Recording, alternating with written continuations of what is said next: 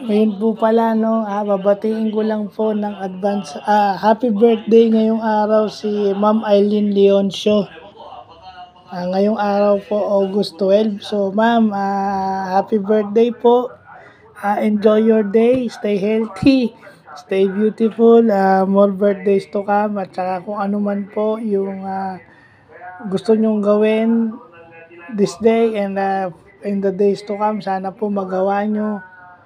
Focus on yourself, focus on your family, at saka po continue to be in public service kahit po wala na kayo sa pwesto, kasi hindi naman kailangan ng pwesto para makapagsilbi kayo sa tao. So, maraming salamat po sa payo, sa tulong, sa pagbibigay kumpiyansa sa akin, sa paninermon sa akin in a good way na dapat I should take my position more seriously. So, yun po ay pinagpapasalamat ko. Happy birthday po ulit at God bless.